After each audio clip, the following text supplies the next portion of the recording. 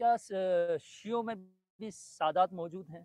اگر موجود ہے تو یہ حسنی ہیں، حسینی ہیں، یا حضرت علی رضی اللہ تعالیٰ عنہ کی نسل میں سے ہیں؟ دیکھیے کسی بھی مذہب کو اگر ہم اس کو کہتے ہیں ہوں تو یہ تو نہیں کہا جا سکتا کہ جی سادات نہیں ہے، ہوں کیونکہ ہمارے پاکستان میں بھی اکثر سادات میں کچھ آدھے شیعہ ہوتے تو آدھے سنی ہوتے ہیں۔ صحیح۔ کوئی بات یہ کہ جو سب سے مین مسئلہ ہے نا، گمراہی جو روافظ نے ایک کام کیا، پہلے شیعوں کو گمراہ کیا، پھر سادات کو اہل بیت کا نام لے کر کے۔ مسئلہ یہ کہ اگر علم سنیوں کے پاس آ رہا ہے تو تب بھی تو اہل بیت کی برکت سے آ رہا ہے۔ بے شک۔ یعنی اگر ہم کہتے کہ جی انہوں نے اہل بیت سے علم حاصل نہیں کیا تو جب حضور سے تو حاصل کیا ہے نا، بالکل وجہ فرما۔ یا حضور سے بھی نہیں کیا ہے۔ حضور کون ہے؟ یہ جو چیز ہے اس کو تو دونوں مان رہے ہیں۔ پھر حضرت امام ابو حنیفہ رحمۃ اللہ علیہ نے امام جعفر صادق سے حاصل کیا، تو اس وقت اہل سنت والجماعت میں سب سے مشہور جو سب سے زیادہ وہ حنفی المسلک ہے۔ بالکل۔ تو جو امام ابو حنیفہ کے پاس علم اور جو روحانیت اور ساری چیزیں آ رہی ہیں، وہ خود فرماتے کہ یہاں سے آتی ہے۔ آپ ماشاء کیسے کہہ رہے کہ اگر مشہور وہ ہے تو پیچھے پانی کون سا ہے بھائی؟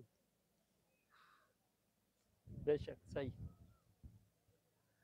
مسئلہ کیا ہے کہ چاہنے والے، اسی طرح کہ آپ حضرت فاطمہ کو کیا منہ دکھاؤ گے، یہ ایک لفظ کہا جاتا ہے سادات کو گمراہ کرنے کے لیے، کہ آپ حضرت فاطمہ کو کیا منہ، ان کو کیا پتا قیامت کے دن حضرت فاطمہ کو کیا منہ دکھائیں گے، اللہ تعالیٰ کو پتا۔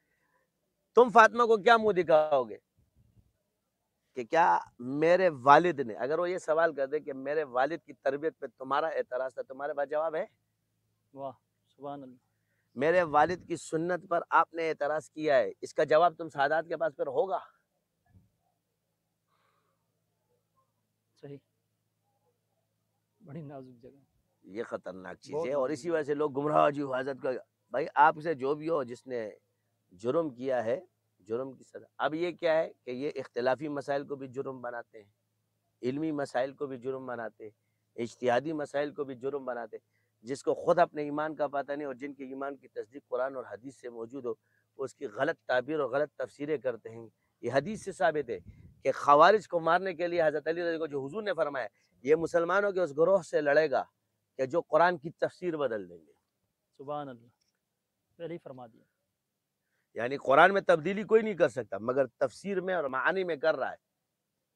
اس کی وجہ کیا خرابی ہے کہ امامی جتنے یا روافضی جتنے تھے، انہوں نے یہ کیا کہ انہوں نے اپنی تفسیروں کو اور اپنے معانی کو بھی نص سمجھ لیا، یعنی یہ درجہ جو انہوں نے کیا ہے ان روایتوں کو قرآن کا درجہ دے رہے۔ یہ ہے خطرناک چیز ہے، جبکہ آیات میں کوئی بات نہیں، نہ کسی کا نام ہوگا نہ کچھ ہوگا۔ تو یہ چیزیں ہمارے ہاں بنیادی یہی چیز ہے کہ ایک اول قرآن شیعہ کے ہاں بھی اصول ہے اور سنیوں کے ہاں بھی اصول ہے۔ بالکل۔ تو جو قرآن کو مکمل منزل نہیں مانتا تو وہ اصول کس طرح بنا رہا ہے؟ پہلے ایک چیز کی پیورٹی تو پیش کرو گے نا۔ یعنی آپ یہ بتاؤ، اپنی روایتوں کی پیورٹی مانتا ہے، اپنی بات کی پیورٹی مانتا ہے، لیکن قرآن کی پیورٹی نہیں مانتا۔ اور عوام جا رہے پاگلوں کی طرح ان کے پیچھے۔ تو آپ کو کہتے ہیں نا لباس خضر میں ہزاروں راہزن بھی رہتے ہیں، اگر دنیا میں رہنا ہے تو کچھ پہچان پیدا کر۔ ابھی امریکہ میں بھی ایک شخص بیٹھا ہوا ہے تو وہ بکواس کرتا رہتا ہے۔ اب وہ خود کہتا ہے کہ نہ میں نے کم میں علم حاصل کیا، نہ میں نے کابل، اصل علم میں نے جو ہے نا امریکہ میں لے لیا نا۔ تو اب امریکہ تو ایک کافر ملک ہے نا، کچھ بھی عیسائی ملک ہے۔ عیسائی ملک ہے، بالکل۔ کرسچن کا اسلام سے کیا تعلق ہے بھائی؟ تو یہاں مسلمان کھڑے، اس کا مطلب اس کے بعد علم زیادہ تیرے پاس نہیں ہے۔ تو جو کتابیں انہوں نے وہاں پہ اس نے مطالعے کر کے کہ جی لوگوں کو دکھا رہا ہے، بخاری دکھاتا ہے، یہ جتنی بھی روایت کے تعارض ہے۔ اب یہاں ہمارے پاس اصول ہے، اب شیعہ نے جو اصول بنایا، جو چیز قرآن سے ٹکرائے وہ رد ہے۔ امام باقر نے یہ اصول بنایا کہ میں ہر قول کی تکذیب کرتا ہوں جو قرآن سے ٹکراتا ہے۔ تو اب لازمی بات ہے جب یہ اصول موجود تھا تو انہوں نے موضوع روایتیں گڑھ، کیونکہ حدیث تو موضوع بنائی جا سکتی، ان کو یہ صحیح کہیں گے۔ ہمارے ہاں بھی روایت ہے جس کو ہمارے محدثین جو ہے نا روایت کو صحیح کہہ دیتے، لیکن اگر متن کو دیکھا جائے تو بندہ ہل جاتا ہے، ہوتا ہے، یہ اصول ہے، گھڑ دی۔ اب اصول جو ہے، تو اب جو ہے تم نے کہ جی اس قرآن میں، قرآن کے بارے میں لوگوں کو مشکوک کر رہے ہو تم، صحیح۔ وہاں امریکہ سے بیان کر کر کے، تو روایت ہے، تو ہم کہتے ہیں کہ یہ بھی تم ائمہ اہل بیت کی گستاخی ہو رہی ہے۔ اگر آپ اس چیز سے بچیں تو اصول پر آ جاؤ، جو ان کا اصول ہے، وہ کہتے ہیں میں اس کو مانتا ہی نہیں۔ ساری زندگی یہ قرآن حضرت علی نے پڑھا ہے رضی اللہ عنہ، حضرت حسن نے پڑھا ہے، حضرت حسین نے پڑھا ہے، حضرت فاطمہ رضی اللہ عنہ اس نے قرآن پڑھا ہے۔ لیکن اگر حضرت عثمان کے دور کا، اب لوگوں کو کیا گمراہ کیا جاتا ہے کہ یہ قرآن اس نے جمع کیا، یہ دور میں جمع ہوا ہے، قرآن نازل ہوا ہے، کیا ہوا ہے؟ نازل ہوا یہ کتابی شکل میں نہیں آیا ہے۔ بالکل لیکن اللہ نے قرآن میں کیا فرمایا؟ الف لام میم ذالک الکتاب لا ریب فیہ، صحیح یہ وہ کتاب ہے جس میں شک نہیں۔ بے شک کوئی شک قرآن تو کوئی نہیں کہتا نا، کتاب میں بھی شک نہیں کرو گے۔ اب اس نص کے ساتھ جتنی بھی روایتیں ٹکرائیں گی، اس کو آپ کیسے دلیل میں لے رہے ہو؟ صحیح ہے حضرت۔ ہمارے اصول یہ ہے کہ اس آیت کے ساتھ جو بھی آیت ٹکرائے گی وہ کیا ہوگا؟ وہ آیت متروک ہو جائے گی، بھلے وہ روایت صحیح ہو، ہماری سمجھ میں نہیں آ رہا۔ جب ہماری سمجھ میں نہیں آ رہا تو یہ حدیث کا کیا مطلب ہے اللہ جانتا ہے بے شک صاحب۔ لیکن آپ ہم سے مطلب مت پوچھو، جیسے الف لام میم کا مطلب تمہیں پتہ نہیں، اگر کسی نے بھی الف لام میم کا ترجمہ کیا ہے تفسیر کی، کیا میں اس کو مانوں گا؟ سمپل اللہ عالم ہے اس پہ۔ بے شک اللہ قرآن کے اندر بہت سے ایسے آیات ہیں جس کو ہم متشابہات کہتے ہیں، اس کا ترجمہ کسی مجتہد نے نہیں کیا، فرماتے اللہ کے ذمہ، اس پر ہمارا ایمان ہے۔ تو انسان کی عقل ایک اتنے بڑے بڑے جبال علم جس کا فیصلہ نہیں کر گئے، تو تم چھوٹے لوگوں کو کھڑا کر کے تم صحیح نہیں کرے، تم ان کو گمراہ کر رہے، خود بھی گمراہ ہو رہے ہو۔ بالکل یہ بات آپ نے جو کہی نا زبردست۔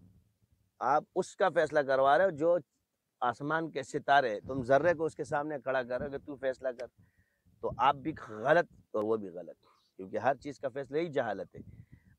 تم نے 25 سال علم حاصل کیا اور تم ایک آدمی نے ایک دن بھی کتاب نہیں پڑھی ہو، اس کے سامنے تم بخاری رکھ کے بیٹھ جاتے کہ بخاری کی اس حدیث کا کیا مطلب ہے، تو یہ کہاں کھڑے، تو یہ خطرناک چیز ہے۔ اس لیے اگر کوئی سمجھاتا ہے تو یہ گناہ۔ تو اب جب ٹرین چل چکا ہے، سب سے عجیب جو قرآن سے بات ہم تک پہنچتی ہے، اب کیا مطلب انکار ہے، باقی چیزوں کا انکار ہے؟ نہیں، انکار نہیں، اصول قرآن ہے، یہاں اصول بیان کیا جا رہا ہے کہ قرآن پر پھرکا جائے گا روایت کو، کہ تعارض نہیں ہے، حدیث تو ہے، مگر اگر قرآن سے اس کا تقابل نہیں ہو رہا تو ہم اس روایت پر عمل کر سکتے ہیں۔ یعنی تعارض کا مطلب نہیں ہوتا، یعنی اس کی جواب آپ کو سمجھ میں نہیں آ رہا تو آپ چھوڑ دو، اس کے لیے علم کی ضرورت ہے۔ اب اس چیز کو کون لے گا؟ اس کے لیے بھی عالم کی ضرورت ہے، مجتہد کی ضرورت ہے۔ عام آدمی کا کام تھوڑی کہ وہ پھرکتا رہے، وہ تو اعراب بھی بیچارہ نہیں جانتا۔ بس اللہ تو یہ چیزیں ہیں کہ آپ یہ سمجھ لو کہ اللہ کا کام ہے، اللہ کا کام ہے۔ تو اللہ کے کتاب سے جو بھی چیز اصول قرآن و سنت سے ٹکرے۔ اب کتاب کون ہے؟ اللہ رسول اللہ پہ نازل ہے۔ صحابہ کون ہے؟ سنت ہے۔ صحابہ نے کتاب لکھی تو صحابہ کون ہے؟ وہ حضور کی سنت ہے۔ سنت ہے بے شک۔ اور ہم تک جتنی روایتیں پہنچ رہی ہے وہ ان کے ذریعے پہنچ رہی ہے، تو یہ راوی اس کے بیچ میں، مگر اس سنت کے بیچ میں کوئی نہیں ہے، وہ براہ راست حضور ہے۔ مگر یہ حدیث جو ہم تک پہنچ جس میں ہزار لوگ بھی ہے، ہم حدیث کو مشکوک نہیں کر رہے، مگر جو قرآن سے ٹکرا رہی ہے اس پر اس کو دلیل میں پیش نہیں کیا جا سکتا۔ جزاک اللہ سبحان حضرت، اللہ۔ بہت بہت شکریہ، اللہ آپ کے علم میں اور صحت میں برکت عطا فرمائے۔ ناظرین جیسے کہ میرے پاس سوالات آئے تھے، تقریباً 8 سے 9 سوالات